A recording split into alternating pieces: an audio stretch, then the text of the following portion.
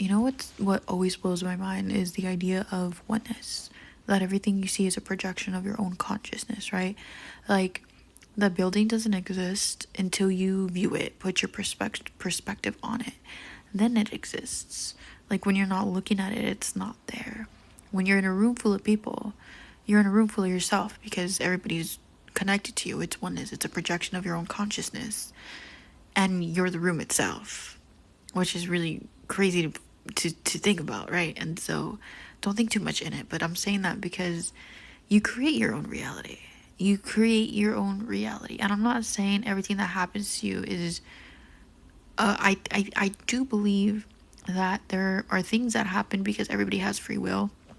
And so people do shitty things. Like, you didn't create the shitty things that other people do to you. I'm not saying in that sense. I'm saying in the sense of, and sometimes karma does come to us. So sometimes we do get our karma. We did create that. But also sometimes people just do shitty things. So take that into understanding that two things can exist at once in that sense. But I mean in the sense of you create your reality after. Like I'm always tied into healing, to moving forward, to getting your desires, to reacting to things. You create your reality in that sense is what I'm speaking about. And it's crazy. It's beautiful because there's always, like, okay, many people can have the same goal, right? You have this agreement, we have the same goal, but it's not going to be the same because everybody's reality is different. You could have the same goal to achieve the same thing, but their path is going to be a little different. It's not going to be exactly like your path because everybody's path is different. But knowing that everybody's path is different, you create your own reality, but also knowing that they are a projection of us. Like, there's still oneness. That's great. Doesn't that blow your mind? I know that it's so beyond our consciousness to fully comprehend time and space and oneness and everything, but everything you go through, okay, is a projection of you. Everything, majority of things you encounter, right, is a projection of you. How you choose to react. Let's talk about react. How you choose to react. You can always choose to react to things in a way where it's not going to benefit you. And there's no right or wrong way to react.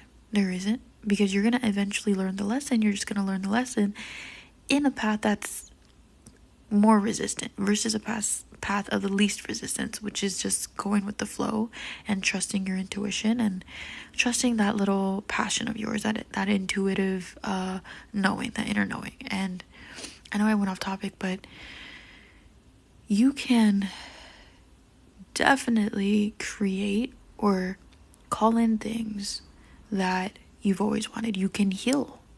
You can move past things. You can understand that whatever you encounter, right? And sometimes things happen to us. Let's say we've moved past this and the same thing kind of happens. But remember, it's not about what's happening. It's about how you react to what's happening, right? You truly know that you've changed when you react different to things. And I don't know, honestly don't know where this conversation is going. I just started off thinking how, like, yeah, everything's like, we're a projection of consciousness, of one consciousness having individual consciousness. So then we all have our own world, our own reality we created.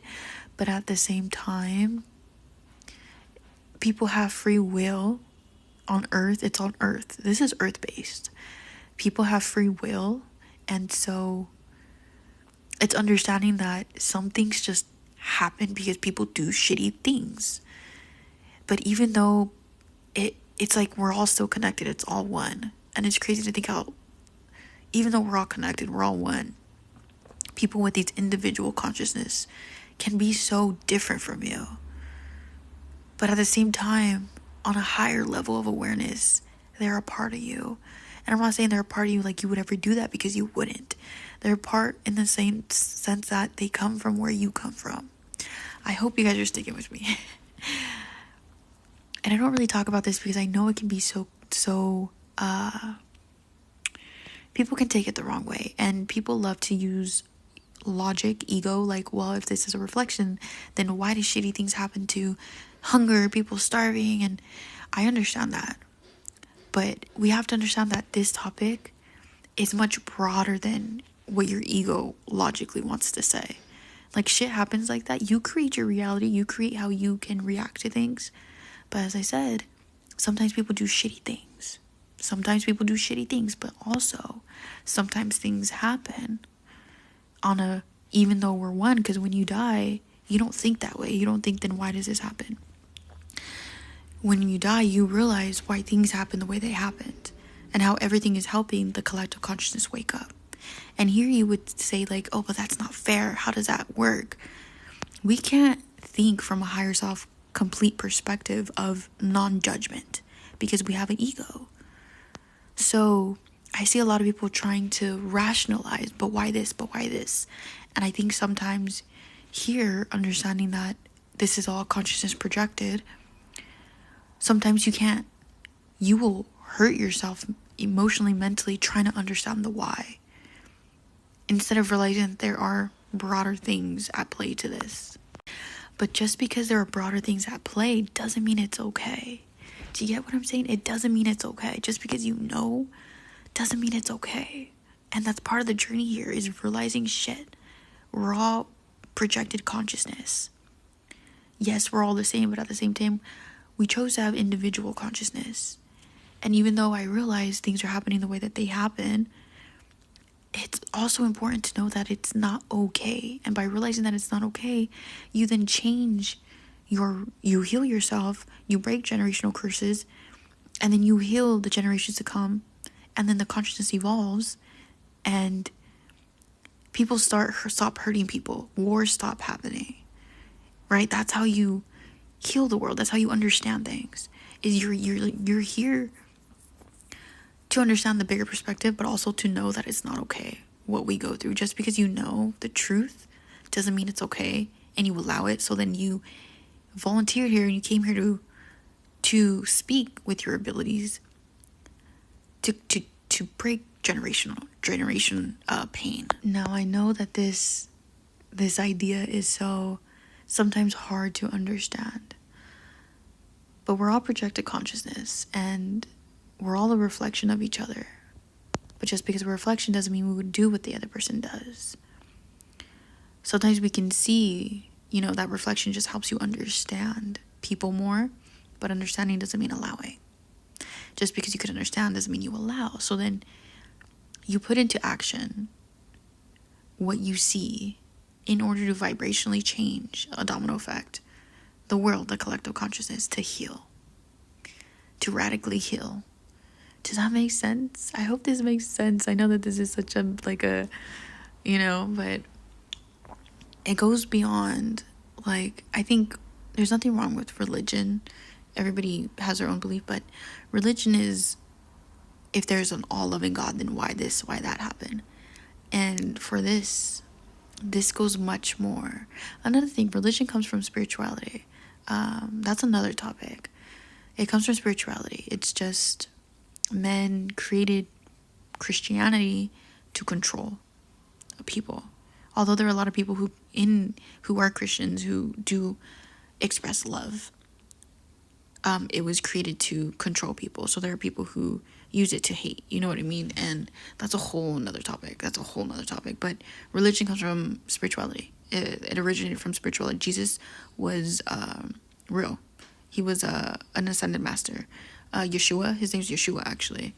And you've seen how colonizers kind of turned Jesus white to control and created. Jesus didn't want people to follow him. He said, be like me, right? Whatever he said. To be in that state of mind, that vibration. Christ is Christ consciousness. To be like him. To love people. He never wanted anybody to follow him. He wanted people to, he was showing a mirror that you can be just like him. You can love. You can understand. But because back then they were scared, they killed him. And they created, sorry, I got a text message. They created Christianity to control the world because they realized that if people were going to wake up, you lose control of people when they wake up. That's why they dumb us down in the education system and everything like that. But to get back on point. But also, if you believe something else, I respect your belief. It's not about who's right or wrong. But yeah, I don't know, I just wanted to say that, share a little bit of what I know, what I've experienced with that. But yeah, it's not about right or wrong in spiritual aspect. It's about understanding the true vibration of people, of things.